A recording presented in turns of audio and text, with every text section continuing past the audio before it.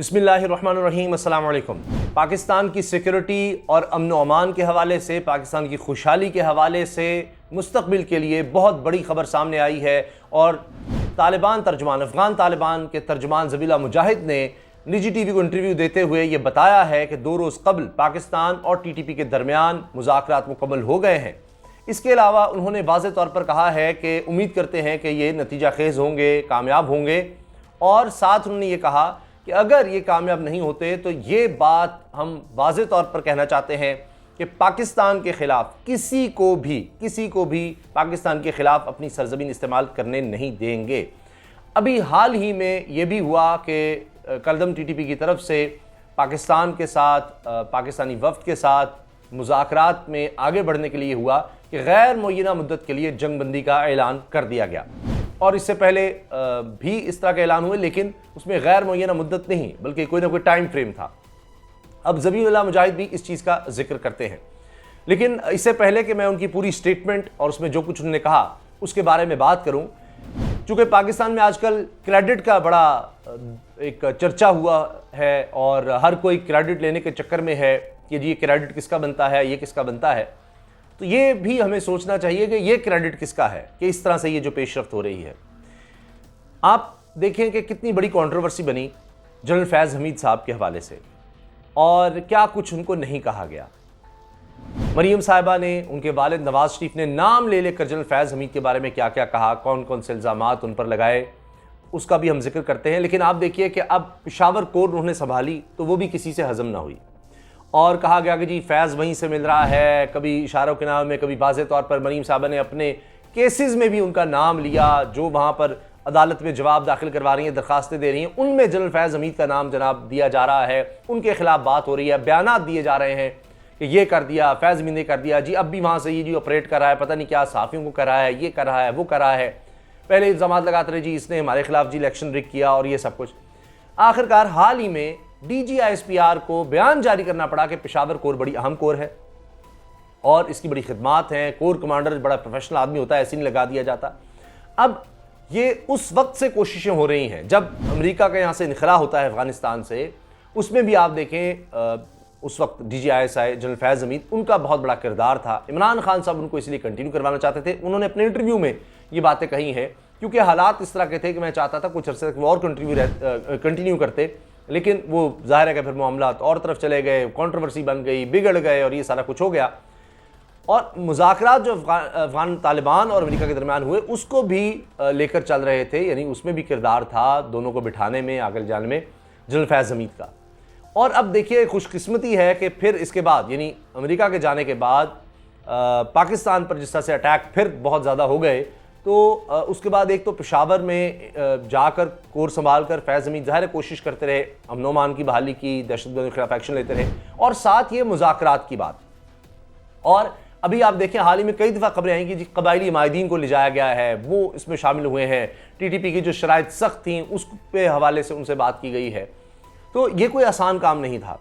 इमरान खान साहब पहले दिन से कहते रहे कि जी हमने देखें अफ़गानिस्तान में क्या किया, वो रूस और अमेरिका के दरमियान एक जंग और उसमें अमेरिका का हमें साथ देना पड़ा, हम उसकी जंग में शामिल हो गए, फिर जो लोग हमने ट्रेन किए, बनाए, सारा कुछ हुआ।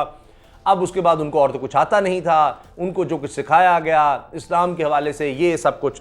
फिर वक्त आया कि जी हम अमेरिका की जंग में एक दफ़ा फिर शामिल हो गए, अब वो अफ़गानिस्तान के ख़िलाफ़ थी, तो वही लोग हमारे ख़िलाफ़ हो गए कि हम तो जी अमेरिका के इत्तेहादी हो गए हैं। और इस वजह से उन्होंने एक्सप्लॉइट किया लोगों को, उनके जहनों को, और फिर आपने देखा पाकिस्तान में किस कदर दहशतगर्दी हुई, 80,000 जानें गईं और फिर इतनी दहशतगर्दी हमने देखी, वही लोग फिर दहशतगर्दी में मुलव्वस हो गए, उन्होंने इतनी जानें ली।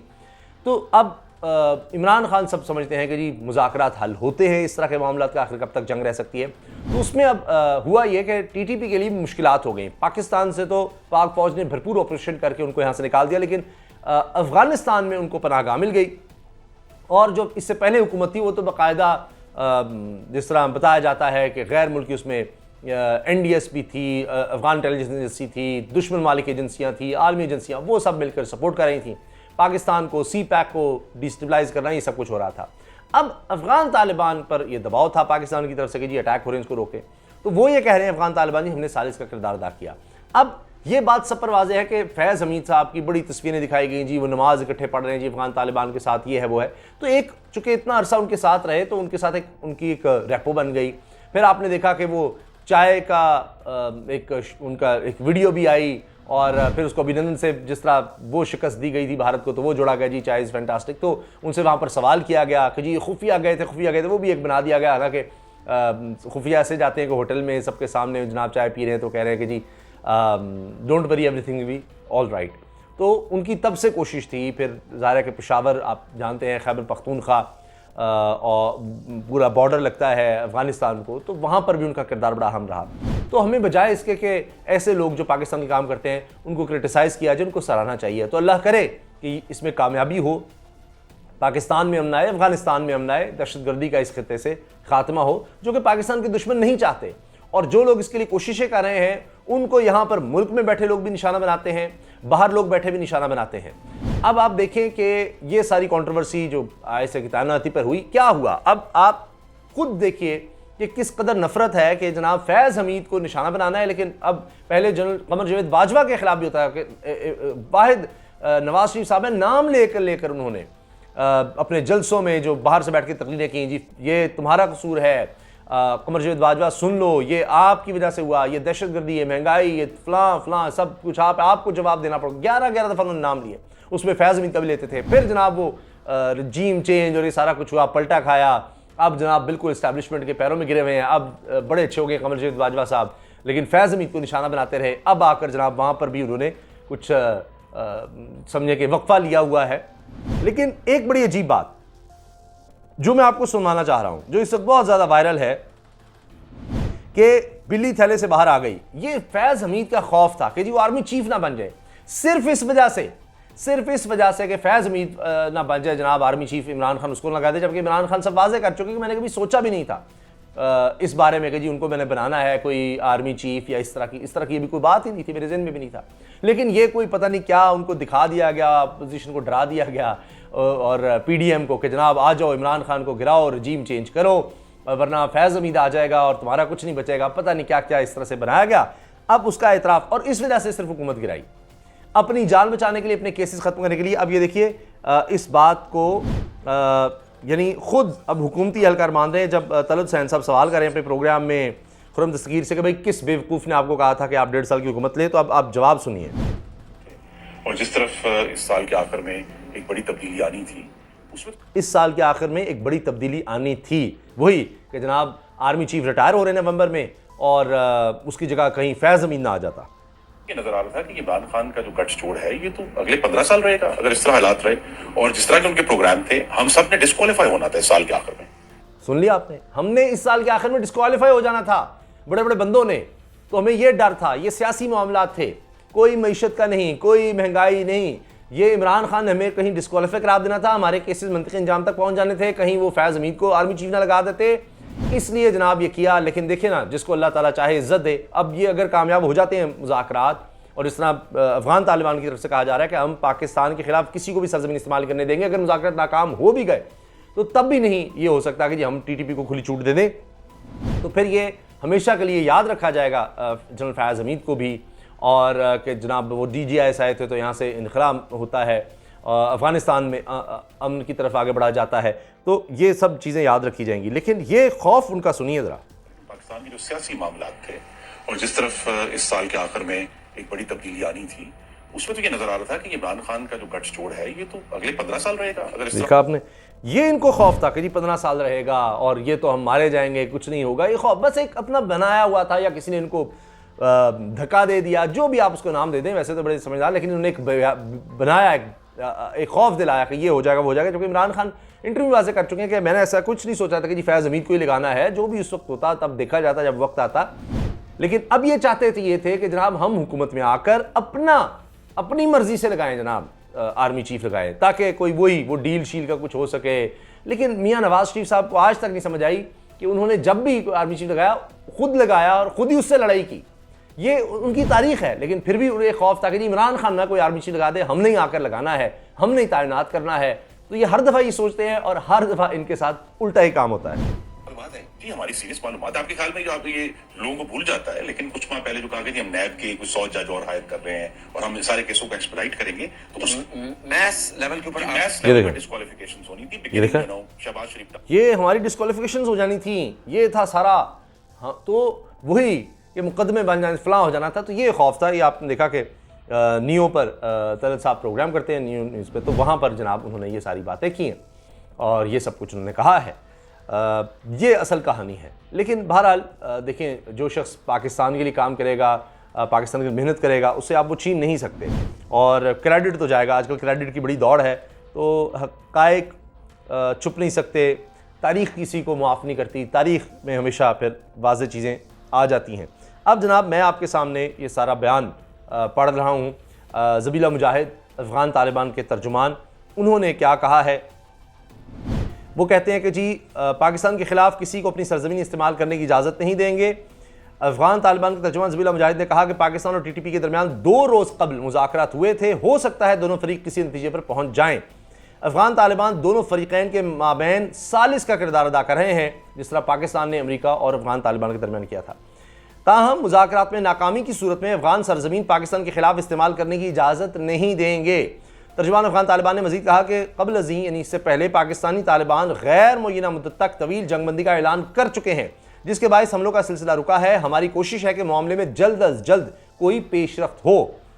और रवा माह के आगाज़ में तहरीक तालिबान पाकिस्तान TTP ने जंगबंदी में गैर मुय्यना मुद्दत तक के लिए तोसी का ऐलान किया था, जिसका पाकिस्तान ने खैर मकदम किया था। और ये यानी जून की बात हो रही है, इसमें ये फ़ाइनल राउंड एक तरह से हुआ है और इससे पहले भी मुज़ाकरात चलते रहे हैं और उनमें भी ये बात होती रही है कि जनाब ये मुज़ाकरात जिस तरह से चल रहे हैं इसमें जंगबंदी होनी चाहिए। तो पहले एक मुद्दत थी कि जी इतने दिन के लिए, फिर ये आखिर में जब ये फ़ाइनल राउंड आया तो फिर गैर मुय्यना मुद्दत के लिए जंगबंदी का हुआ और उसके बाद अब ये जिस तरह से खबर सामने आई है, तो उसमें जिस जिसकी भी एफ़र्ट है उसको सराहा जाना चाहिए और अल्लाह करे कि ये कोशिशें कामयाब हों, जिसकी बड़ी उम्मीद है।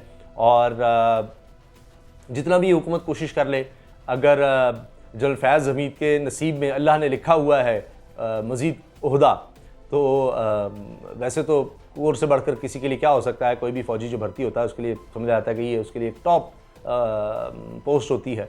तो असल होता है अपने मुल्क को सर्व करना, अपने वतन को, अपनी कौम को। तो वो तो एक चाहे सिपाही हो वो अपनी हैसियत में करता है, जान तक दे देता है, चाहे वो हमारे कानून नाफिज करने वाले इदारों में पुलिस है, दीगर हैं, सब जो इस वतन के लिए अपनी जान देते हैं, इस वतन के लिए जागते हैं, इस वतन के लिए हर वक्त तैयार होते हैं, वो सब दाद के मुस्तहिक हैं और खराज तहसीन को पेश करना चाहिए। लेकिन बहरहाल ये अल्लाह ताला के हाथ में है। तो जितना भी कोई पार्टी हो, कोई हुकूमत हो, कोई इंसान हो, वो किसी को रोकना चाहे, अगर अल्लाह ताला ने उसके नसीब में लिख दिया है तो कोई नहीं रोक सकता। और कोई उसको देना चाहे, सारी दुनिया भी मिल जाए, सब लोग भी मिल जाएं, लेकिन अल्लाह को अगर मंजूर नहीं है तो वो कोई ओहदा या कोई भी चीज़ वो उसको नहीं मिलेगी। तो बहरहाल अब देखते हैं कि क्या होता है, ये हुकूमत कब तक है। लेकिन आपने देख लिया कि खौफ इनको कितना, यानी उनको भी और आलमी ताकतों को भी, और यहाँ पर जनाब चाहे दहशतगर्द हैं उनको, कोई पॉलिटिकल पार्टीज़ या जो हुकूमत में आज आ चुके हैं उनको, यानी जनरल फैज़ हमीद आज तक एक इन जैसे लोगों के लिए खौफ की अलामत बने हुए हैं कि पता नहीं वो क्या कर देगा, पता नहीं वो कहाँ आ जाएगा, तो उसके ख़िलाफ़ बयान दो, ये करो। मुझे याद आ रहा है नजम सेठी साहब ने प्रोग्राम में कहा कि जी ये अभी उनकी कि इसी वक्त अब फैसला हो गया है कि army chief general Qamar Javed Bajwa अब उनको पोस्टिंग से हटा देंगे, यानी पेशावर से उनको कहीं और भेज देंगे फैज़ हमीद को। ये काफ़ी अर्सा पहले की बात है और इस तरह से उन्होंने बातें शुरू कर दी जनरल फैज़ हमीद के बारे में। और जनाब फिर पब्लिक में, मीडिया में बयानात और ये सब कुछ कर दिया। लेकिन क्या कर सके उनका, कोई उनके कद काठ में कमी कर सके, कोई उनको काम करने से रोक सके, क्या कर लिया। ये सब कहकर कि जी देखिए मैं आपको अंदर खबर दे रहा हूँ कि अब उनको हटाया जा रहा है, उनकी ये पोस्टिंग की जा रही है, ये किया जा रहा है, वो ये कर रहे हैं, वो कर रहे हैं, इल्ज़ामात लगा दिए, जैसे कोई फ़ौज के अंदर डिवीज़न पैदा की जा सके इस तरह से करके कि जनाब आर्मी चीफ और तरफ है, फ़लाँ और तरफ है, इनकी लड़ाई है, ये है, वो है सारा। तो पता नहीं ये इनके बाद चलता तो ये पता नहीं शायद कोर्ट मार्शल करवाने की कोशिश करते हैं कि पता नहीं क्या हो जाए। तो अगर ये जो इल्ज़ाम लगाया जाता है 2018 के इलेक्शन में रिगिंग की और जनरल फैज़ हमीद ने की, और अगर उन्होंने अपनी को मर्ज़ी से की तो फिर तो वाकई कोर्ट मार्शल हो जाता।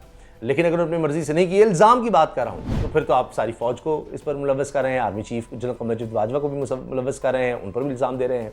तो ये होता रहा, उसके बाद ये देते रहे। लेकिन ये जैसे ही रजीम चेंज का मामला हुआ है तो सब जनाब सब कुछ भूल गए हैं। अब वो इस्टेब्लिशमेंट बड़ी अच्छी हो गई है। अब और जिस तरह वो कहते हैं ना जी, बूट पॉलिश करने वाला मामला, वो इमरान खान साहब इल्ज़ाम लगाते रहते हैं, वो सारा उस तरफ चल गया है। मरीम साहब से भी हाल ही में सवाल हुआ कि जी वो वोट को इज्जत दो का बयानिया क्या हो गया। और फिर अब तो सहाफ़ी जो इनकी तारीफ़ें किया करते थे, इमरान खान के सख्त मुखालिफ थे कि जनाब ये वो जो कहते थे कठपुतली है, इसको लाया गया है, ये सिलेक्टेड है, ये फ़लाँ है, ये सारा कुछ कहते थे, वो सहाफ़ी अब ये कहते हैं कि जनाब ये सारे डील के तहत आए हैं, डील करके आए हैं, इनकी भी डील हुई है और ये सारा कुछ। अब वो भी कहने में मजबूर हैं। तो अब मुझे बताएं, वोट को इज्जत दो और ये सारा क्या हुआ। इजाज़त दीजिए, अल्लाह हाफ़िज़।